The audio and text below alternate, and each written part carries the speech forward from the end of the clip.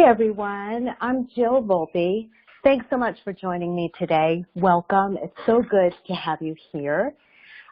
Before we begin, I just want to ask everyone if they wouldn't mind to please make sure that you mute your connection on your phone or device, whatever you're listening to on. That way we don't have problems with feedback. And let's get started. So in this time that we have together tonight, I'm going to present 3 strategies to help you let go of the craziness and free up some time for everyone and everything that you love so you can actually enjoy your life. I would also like to explain to you what I do as a life coach and what you can expect, if you decide to work with me. Before we dive in though, let me tell you a little bit about myself. I am a certified life coach. I received my training in strategic intervention from Robbins-Madanes training, which is the official and only coaching school of Tony Robbins. So if you're familiar with Tony's amazing work, you will absolutely love this information today. Strategic intervention is a little bit different than other styles of coaching. It's a direct yet very compassionate approach to identifying and then also understanding emotional patterns and relationships that cause those common issues, such as like anxiety, insecurity, conflict, and lack of direction. So through SI, we undo those patterns and dynamics so that you can experience a quality of life and the love and the relationships that you deserve.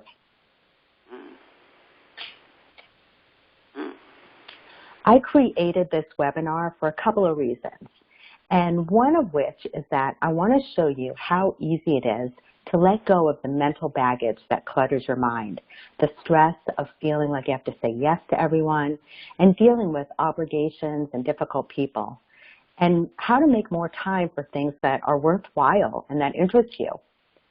I know what can happen for you when you are tuned in into what's truly important, when you unplug long enough to be fully present in your experience, and when you allow yourself the time and the space to really pay attention to your own thoughts.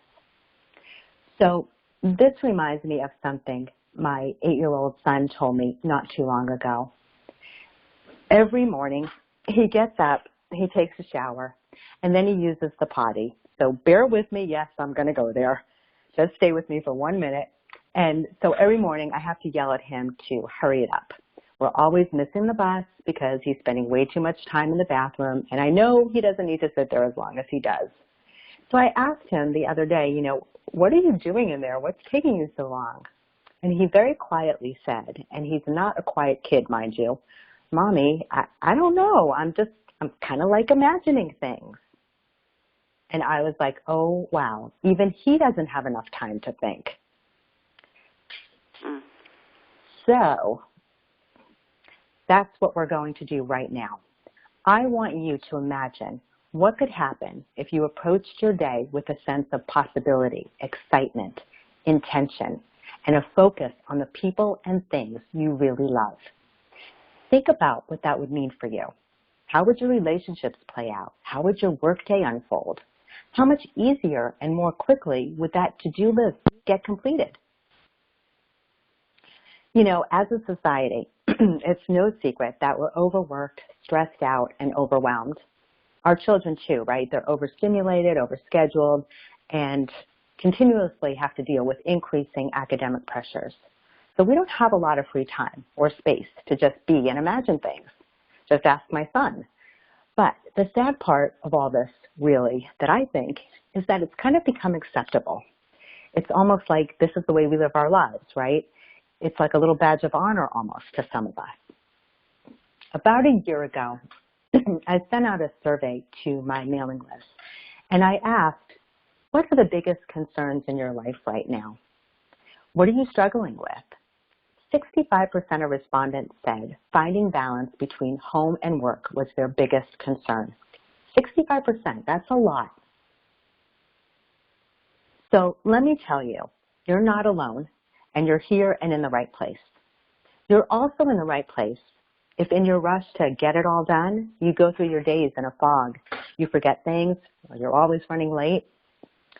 You're in the right place if you're stressed to the point where you feel drained emotionally, mentally, or are even physically ill. Maybe you can't relax, you wake from sleep in the middle of the night, and your brain won't shut off. You know what I'm talking about.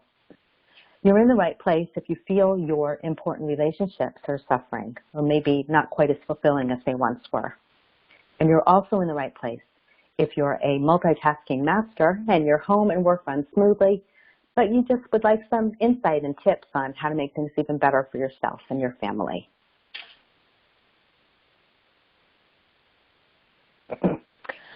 I can sit here and I can give you a list or 10 or 20 things you can do to make your life better, more organized, or your relationships happier. But my goal as a strategic intervention coach is to help you make a very personalized assessment of your world and a plan so that you can accomplish your goals and live the life that you want to live. So today, I want to help you turn crazy into calm in a way that respects your individuality by considering your family, your faith, your cultural values, your work, your dreams, your hobbies, and interests. This isn't a one-size-fits-all. Leading a balanced life looks different for everyone. And as we grow and we pass through different stages of life, our definition of balance will naturally change as well. So with that being said, I'm going to make this as practical as possible because when you hang up from this call, I really want you to feel as if you had a coaching session with me. I'm going to give you just a few seconds now to grab some paper and a pen or pencil if you haven't already. And while you're doing that, listen to what we're going to cover today. First, excuse me, we'll begin by identifying what challenges or obstacles are created in your life by your thoughts and your beliefs. And these exist for everyone. Everyone's got these, and you may or may not even be aware of some of what you're carrying.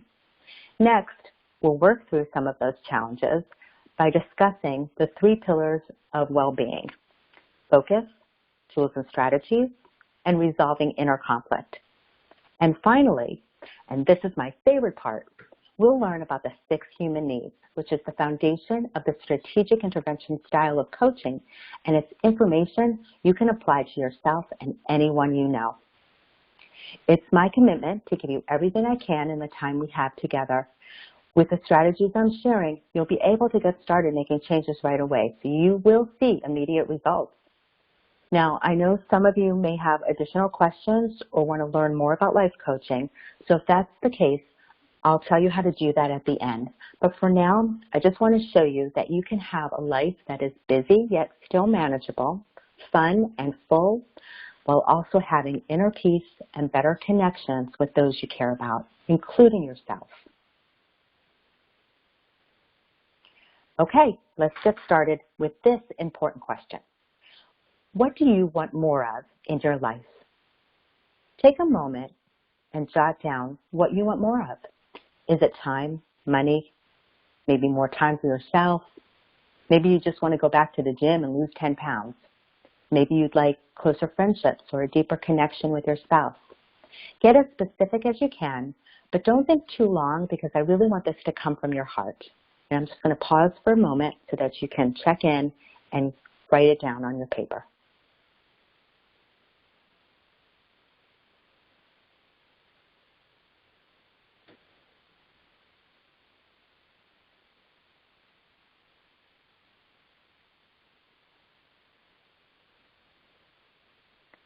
So when it comes to creating more of what we want in our lives, for most people, the biggest challenge is what they focus on. And that includes what they tell themselves and what they believe.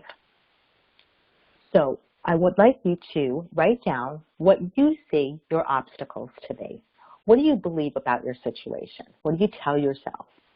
Do you say things like, I can't do that, or they won't like me, or they won't let me, or maybe you're thinking, I'm so exhausted, right? I just don't have the energy, or enough money, or help, or support. Whatever it is, go ahead and write it down. And now, if you're not exactly clear on what your obstacles are, there's a quick and easy way to find out. And here's what you can do. Close your eyes for just a moment And everyone can participate in this, whether you know what your obstacles are or you're still trying to figure it out. So close your eyes, take a couple of deep breaths, and really just kind of relax into your space. And next, I'd like you to notice in your body where you feel the emotion that is linked to your challenge. So where do you feel that tension or tightness, or anger or sadness?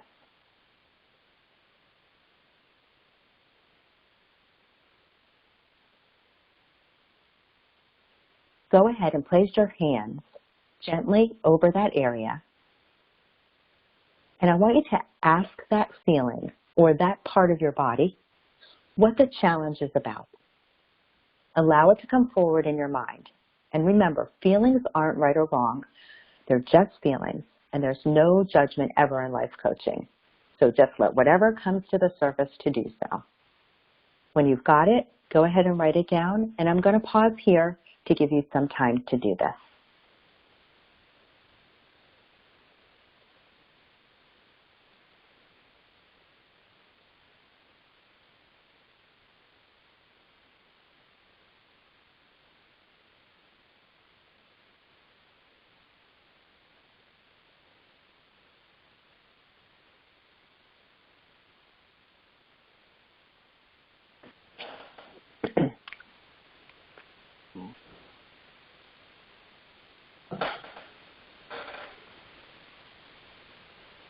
Let me share a story with you so you can see how this works in attaining balance in your life. During my coaching studies, I had the opportunity to coach a lovely woman. She was a working mom. She had a great job that she loved. This job allowed her to contribute financially to the family, and she was happily married, and she had 2 kids. The woman came to coaching initially because she wanted to have a better relationship with her in-laws. It was a strained relationship from the get-go. But during one of our coaching sessions, the client made a comment about herself not being a good mother. I recognized that this wasn't the first time that she had made a self-deprecating remark with respect to her parenting ability, so I called her on it. And I asked her if she'd like to talk about it and assured her that we would continue working on building her relationship with her in-laws later. And the client agreed. And so just as a side note, this is something that happens quite often in coaching. So after some progress has been made, it actually becomes necessary for the client's growth to begin to tackle some of those feelings or behaviors that may be sticking points in their life. So the story goes that this woman often gets tied up at work near the end of the day. It could be due to, a phone call, a last-minute meeting, or someone has a question. It's often very hard for her to get out the door on time. And on this particular day, she had a meeting with her boss and her assistant to discuss the workflow. So after the meeting, she was planning on going to pick up pizza for the family, bring it home so everyone could have like a quick dinner before they headed to the ballpark for her son's baseball game. Unfortunately, it didn't work out that way. She ended up running so late that she never made it home at all. Her husband was upset. He ended up throwing something together for the kids to eat and then rushing off to the game. She ended up meeting her family at the park after the game had already started. She was frazzled, frustrated, and feeling very guilty.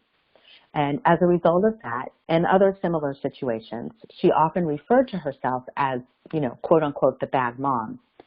Now, most mothers I know, myself included, will use that descriptive term when they call themselves out on something that they did or said that they're not very proud of, or where they clearly recognize they could have handled a situation much better than it resulted. But I could tell by the look on this poor woman's face and the sound in her voice that this was more than just a funny comment to her. So in coaching, we like to take a challenge and reframe it in such a way that it becomes new, simplified. And I don't mean simplified in that it's not to be taken seriously, but simplified in terms of it now being solvable. So one way to do that was to help this woman really see and understand that labeling herself as the bad mother was not helping her self-esteem, and it was actually untrue. So the reason for that was because, if you think about it logically, right, only a good mother would be so concerned with her child's happiness. And only a good mother would want to be there to cheer her son on while he's playing. Only a good mother would be working, planning dinner, and organizing the family schedule all at the same time. So that feeling of guilt wasn't telling her that she was the bad mother. It was actually showing her how much she cared. The client was surprised to hear this alternative perspective, but she definitely agreed. She did care very much, and she wanted to be at every game. This was important to her. But if she couldn't, it was okay now, because now she knew at a higher level that she was a good mother, and sometimes things come up that interfere with our plans. So we got creative, and she decided for herself that she wanted to talk with her son about this, kind of use it as a learning lesson. And she also recognized that she really needed to set some boundaries at work. So we spent the remaining time brainstorming together several different ways for her to handle last-minute meetings or obligations at her office.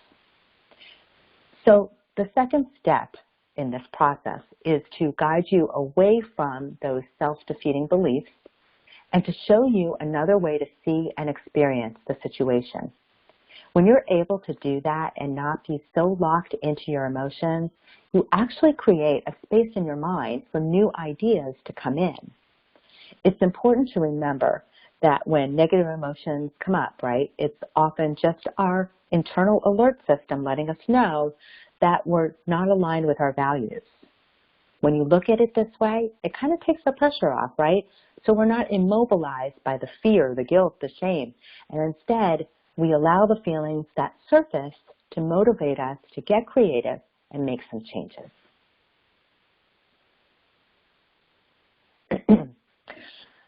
I'd like you to list 3 ways you can counter your limiting beliefs, and I'll offer some suggestions. So some people find it helpful to repeat throughout the day an affirmative word or phrase. It could be something really simple like peace or I've got this. Or it could be a little bit more expanded in terms of, where you're sort of explaining the concept to yourself. And it could say, this guilt is simply telling me that a boundary has been crossed. So you're reminding yourself of the truth there. Or you could say something of value, and you can kind of fill in the blank there, is trying to get noticed.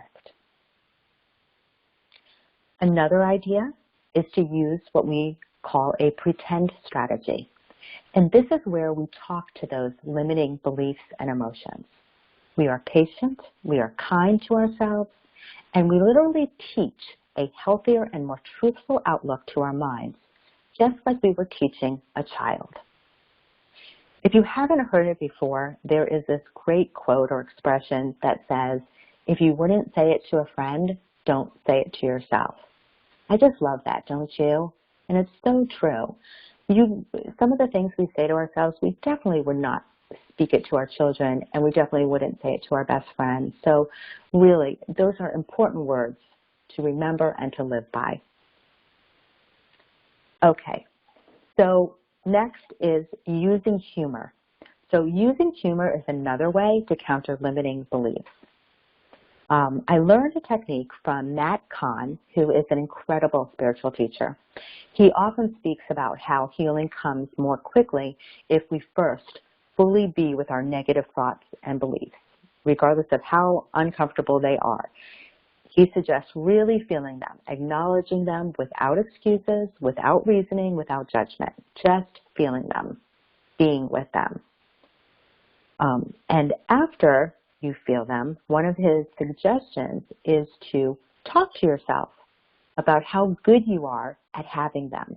So it kind of works like this. So for example, you might say to yourself, I am so good at worrying at 2 a.m. OMG, I'm like a master at it. I worry so well, I don't know why I don't do this every night. Oh wait, I do this every night. So it's a very different way of looking at things, but it's a nice way to bring levity to the situation. And it really helps to not take yourself so seriously. We love to use humor in life coaching, so be silly if it works for you. Another option may be as simple as taking a few deep, mindful breaths, right? What I mean by mindful is that you put all your attention and focus on your breathing. Counting the length of both your inhalation and exhalation really helps to keep your focus. And you know, if any extraneous thoughts pop into your mind, it's okay.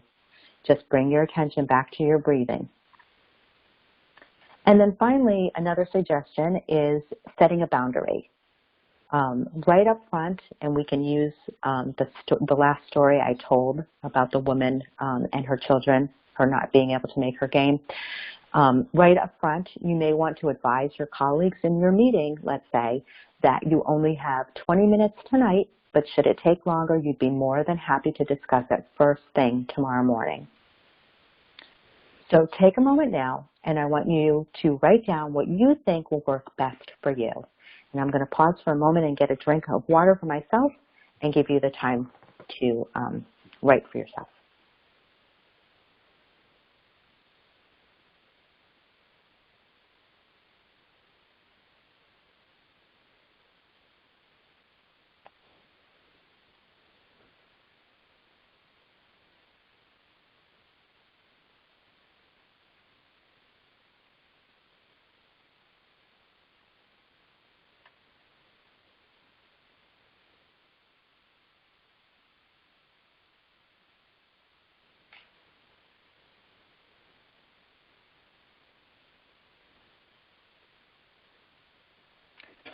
Okay, let's talk some more about how beliefs are related to our emotions. One of the ways our emotions play out is through focus.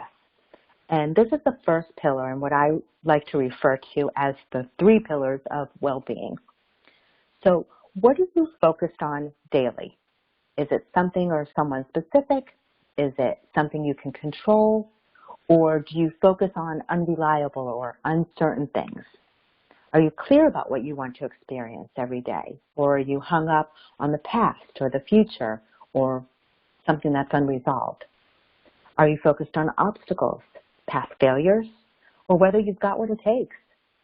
Why don't you go ahead and write what your focus is down on your piece of paper?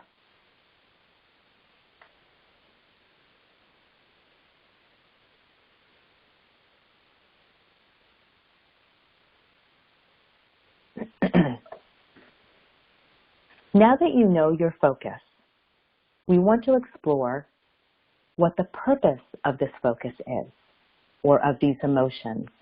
What is it doing for you? Is this a way for you to perhaps reconnect with yourself? Is it a way to receive acknowledgement or validation from others? Is it a way for you to prove your worth? These are not easy questions to answer. I realize that, especially, we're going through this material rather quickly. But I definitely encourage you to think more about this after our call. And here's the thing. Here's your takeaway for this. If you weren't getting something from it, you wouldn't focus on it. And I'll say it again. If you weren't getting something from it, you wouldn't focus on it. So it's meeting some personal need at some level. I have another story to share with you.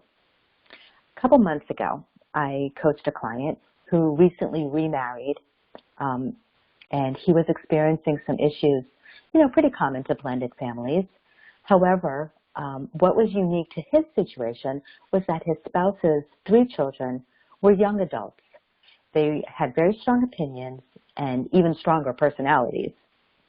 These adult children had keys to their mom's house, which my client had moved into after they got engaged, and they had the liberty of being able to enter day or night without notice or consideration. They were a bit rude as well, actually, not greeting Michael when they walked in or thanking their mom for dinner, let's say. They were used to having all their mom's time, money, and all the comforts of home available to them whenever they wanted it. They argued a lot with each other as well, and more than once, one or all 3 of the kids planned ahead to come and spend the weekend with my client and his wife, but they never showed up because for whatever reason they decided to go and do something else. So as you can imagine, these circumstances were causing tons of anxiety for my client. He worked out of the house and he wasn't used to the lack of privacy and in consideration. He wasn't used to the arguing or the uncertainty of their visits. He had young adult children as well, but one was living on his own in another state and his youngest was away at college. So in an effort to please his new wife and get the kids to like him, my client stressed himself out by buying tickets to sporting events, cooking extravagant meals, forcing conversation, and just trying to appeal to these kids like in any way possible, just in order to gain their acceptance and appreciation. What ended up happening, though, was that after their visits, instead of feeling loved and connected, he felt completely drained, resentful, and frustrated. So much time and energy was placed into this area of his life that attention in other areas, ended up being lacking, and it just created more resentment. And that resentment was then affecting his relationship. So before I go further, though, let me just state that for privacy purposes, all names mentioned in today's webinar are fictional. The situations, however, are real. So a question I had for Michael was, what do you do when you're feeling drained and resentful? His response was to grab a few beers from the fridge, go to the bedroom or his office to read, watch a movie, or work on his laptop. Usually some quiet time alone was enough to better his mood and replenish his energy. So this seemed to work really well for him until the next time something happened, and the cycle would repeat. The second pillar in the 3 pillars of health and well-being deals with tools and strategies. So Michael's tool was to disconnect, right, and soothe himself, if you will, through an undemanding activity alone. And there's nothing necessarily wrong with that. He chose fairly healthy ways to self-soothe. Reading and watching a movie, they're great ways to relax. And even having a couple of drinks is not a bad thing. But what he discovered was that while it made him feel better in the moment, the resentment never went away. In fact, it built up, and he found himself mentally replaying the events in his head. It interfered with his productivity at work, and it put a strain on his marriage. So tools and strategies are all about what works or doesn't work for you. Take a look at your notes and see what you wrote down for what your focus is. Next to it, jot down what tools and strategies you use to support, help heal, numb, or diffuse the situation and emotions involved.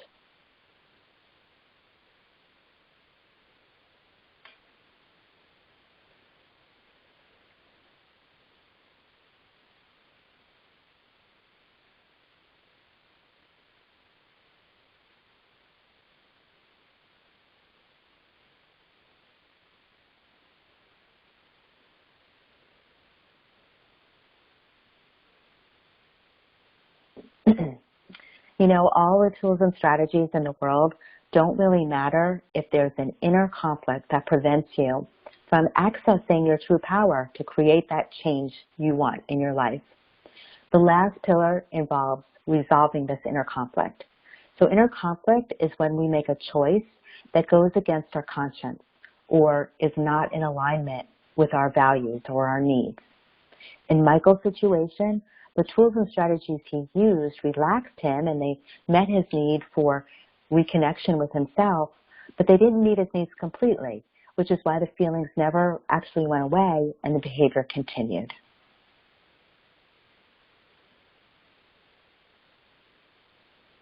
All human beings share the same 6 basic human needs. These needs underlie all the choices we make in our lives. I will go through and explain these needs, and while I do, I want you to listen closely and discover which 2 or 3 needs really stand out for you. Which ones seem most important to you right now? A couple things to understand. Understand that our dominant needs change as we grow, as we mature, and how we meet and fulfill all of our 6 human needs is very unique to each of us.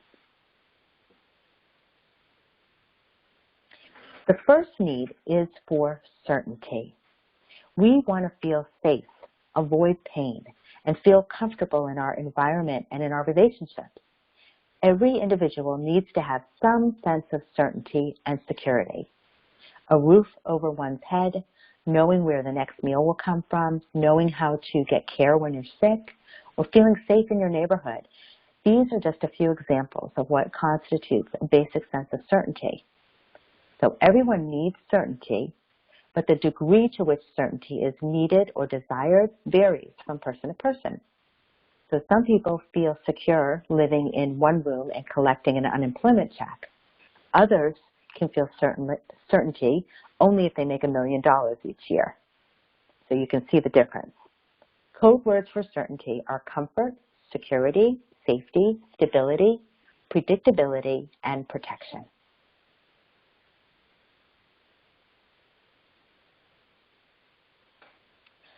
The second need is for uncertainty, for variety and challenges that exercise our emotional and physical range. Everyone needs some variety in life. Our bodies, our minds, our emotional well-being all require some uncertainty, exercise, suspense, spontaneity, and surprise. So just as a sense of security is reassuring, so is the excitement that comes from variety. It is necessary to feel alive. For some, variety may be satisfied by watching the news on TV, especially these days, right? Or it could be something simple like just trying a new restaurant for dinner. Others may seek variety through high-risk activities like extreme sports or playing the stock market. Some people, they like to be busy all the time. Code words for uncertainty or variety are fear, thrills, instability, change, entertainment, suspense, exertion, surprise, conflict, and even crisis. The third need is for significance. Every person needs to feel important, needed, wanted, and appreciated. Significance can come from comparing ourselves to others too. So in our quest for significance, we are always involved in questions of superiority and inferiority. We can feel significant because we have achieved something, built something, succeeded, or we can seek significance also by tearing something or somebody down. So in its positive aspect, significance leads us to raise our standards. But if we're overly focused on significance, we will often have trouble truly connecting with others because that comparison aspect would get in the way. For some, significance comes from providing for their family. For others, it could come from doing meaningful work. Some people need to make a major contribution, and others require considerable wealth. Some people achieve a sense of significance by failure, or by being the worst at something, or by having low self-esteem. So whatever the measure of significance, a sense of being important is necessary to all human beings. Code words for significance are pride, importance, standards, achievement, performance, perfection, competition, respect, and rejection. And by giving you these code words, I'm hoping that it reinforces the definition of the particular need. The next one, the fourth need, is for the experience of love and connection. Everyone needs connection with other human beings, and everyone strives for and hopes for love. A baby needs to be loved and cared for during a long period of time if it's to develop normally. This is scientific fact. Babies who are not held or touched will die. So this need for love continues throughout our lives. It's epitomized by the concept of romantic love, yes. However, in some cultures, romantic love doesn't exist, and it's instead replaced by the love of relatives or friends or tribe. Some people rarely experience love, but they have many, many ways of feeling connection with others. In their community, their church, their workplace, the need to be loved is characteristic of all human beings. Code words for love and connection are togetherness, devotion, passion, unity, warmth, tenderness, desire, as well as self-love and self-care.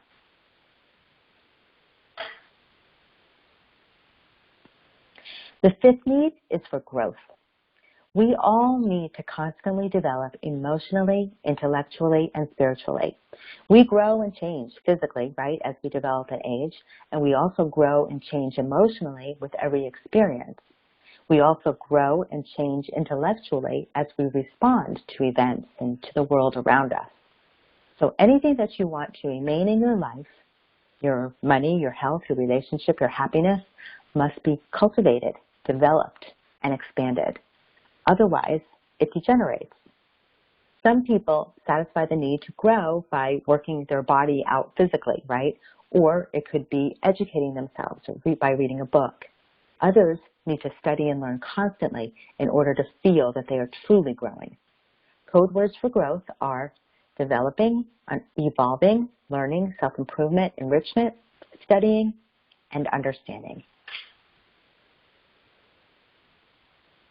The sixth need is for contribution, and this means to go beyond our own needs and to give to others. A life is incomplete without the sense that one is making a contribution to others or to a cause. It is our nature as human beings to want to give back to our world. Giving to others may mean giving time to community service, making a charitable donation, could be planting trees, or just giving to one's own children. Not only can everyone contribute in some way, but contribution is a spiritual need, and it is essential to a sense of fulfillment and happiness. Code words for contribution are giving, sharing, helping, supporting, guiding, teaching, and making a difference. Now that you have heard about the 6 human needs, which ones did you identify as most important to you?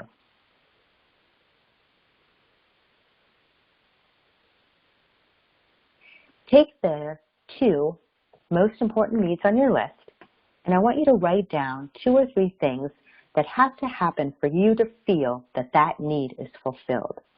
So what has to happen, let's say, for you to feel that you fulfilled your need for variety or for love and connection? Take a minute and just jot a couple things down.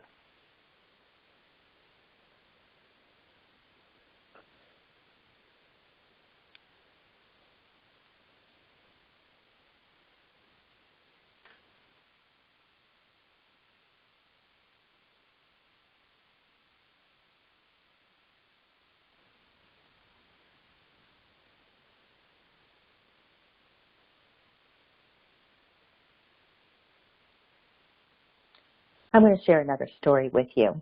Hope you don't mind. A sweet, sweet woman came to me for coaching. She came to talk about her marriage and her desire to create a deeper connection with her husband. Nancy explained that she loved her husband and loved spending time with him. However, he was very reserved and he didn't talk much about his feelings, rather kind of introverted. He had retired early from a very busy career in hotel management, and he now spends most of his time that he's retired just reading or watching TV. They would enjoy hiking and boating on occasion, but overall, he was just very happy just puttering around the house. Nancy, on the other hand, was not so happy just puttering around, and she tried not to judge him for this because she really did understand and consider how hard he had worked all those years. But Nancy's emotions were really getting the better of her. She thought her problem was that her husband was only capable of connecting with her at a surface level. She feared that because they had spent so many years living a very busy, fast-paced lifestyle, that maybe she didn't know him as well as she thought, or that they were just grew apart. He never really spoke about what his hopes and dreams were for the future, and she felt like she needed that at this stage of their lives. He never seemed excited to go out as a couple or with friends, and although he expressed his love and desire for her, she still felt that there was something missing. Nancy said she tried everything to get him to open up more, to go out more, but it had reached this point now that any attempt she made to connect with him was basically shut down by either his annoyance or just disinterest.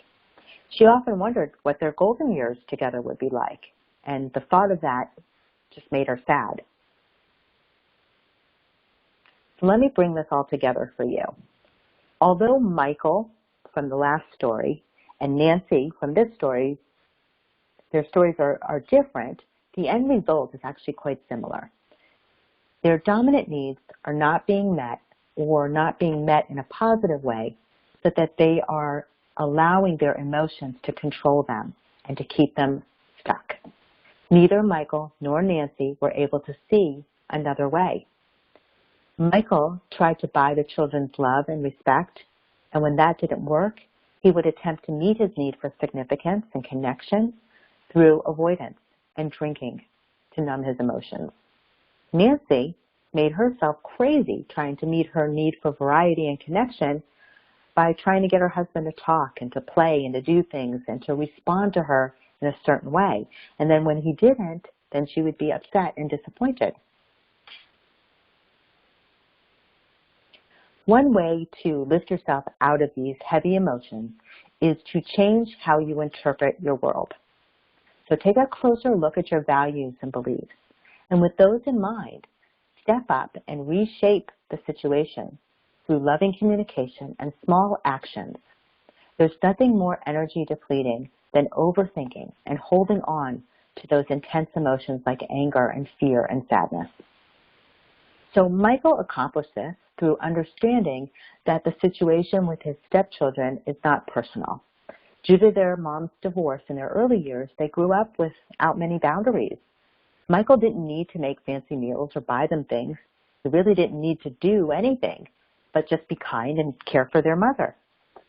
Although he had conversations with his wife about the kids, it was always right after the children left, when he was still frustrated and angry. And we know that's never a good way to be when you need to have a good conversation with somebody, right? To elevate the situation, Michael decided to speak to his wife about what his needs were and to work together to create some house rules that were agreeable and comfortable for everyone. We figured out that the best time to do this might be during their Friday night after work ritual, when they would enjoy a glass of wine together out on their back deck. Nancy will create a more balanced relationship with her husband by focusing on the quality of the time spent with him instead of the quantity. We came up with a nice list of things Nancy and her husband could enjoy together and specific ways to communicate her needs that would honor her husband's desire for serenity and the comforts of home. Nancy mentioned in passing that she loved to read also, so we discussed how she could enjoy this activity with her husband. So now, instead of her reading in the bedroom upstairs and him reading in the living room downstairs, she and her husband cuddle on the couch together with their dogs, each reading their separate books. Nancy said she loves this because she feels connected to her husband, and on top of it all, it has sparked some great conversations. They now share and discuss the books they're reading, which has led them into larger conversations about their thoughts, about their feelings, and future desires, which is really what Nancy wanted all along. We also came up with some ideas of things that Nancy could enjoy on her own to meet her higher need for variety. So now that you understand the 6 human needs, I really hope that this knowledge will motivate you to think about what really matters and get creative. Think about those 6 human needs for yourself and your loved one, and take action to change those thoughts and behaviors that are draining you of precious time and energy. I know that if you implement just one piece that we talked about today, you are going to turn some of that craziness in your life into calm. You will lighten your emotional load and experience a more peaceful flow to your day and in your relationships. And who doesn't want that, right? When I work with clients one-on-one, we go much, much deeper than I was able to today. And earlier, I promised that I'd share how you can take this even further. So if what we talked about today resonates with you and you're ready to go deeper, I have a special invitation for you. I want to invite you to a free strategy session with me. In this phone session, we will look at what's going on in your life now, what's working, what's not working, and then we'll talk about recommendations for next steps. This is a very relaxed and easy conversation, and it gives us both a nice chance to talk and get to know each other. I will send you an email shortly with the details on how you can schedule your strategy session. If you don't want to wait, go directly to my website after the call at jillvolpe.com, and once you're there, you will see a link in the header that will shoot you right over to my calendar, so you can schedule the day and time that is convenient for you. Next, while you're on the site, go ahead and sign up to receive a free gift. Chakra Dreams is my most popular guided meditation for healing and abundance. You'll be sent a link to the meditation so you can download it to any of your devices. Look, you may have had trouble making changes in the past. If you're trying to navigate a difficult time or transition in your life, or maybe you're dealing with a challenging relationship, believe me, I get it. I've been there too. But this time, you don't have to go it alone. I want to show you that this time can be different, especially when you have a coach to listen and encourage you, guide you, no agenda, no judgment, and I'll show you what to do step by step. I don't want anything to get in your way, because if you're willing to do the work with me, your results will be amazing. So head on over to jillvolpe.com, sign up for your no-fee, no-obligation strategy session. It really is a great first step. Thank you so much for tuning in today. I love sharing this information, and I love helping people create a life full of joy and meaning. Thanks again, and I hope to talk to you really soon. Have a great night. Bye, everyone.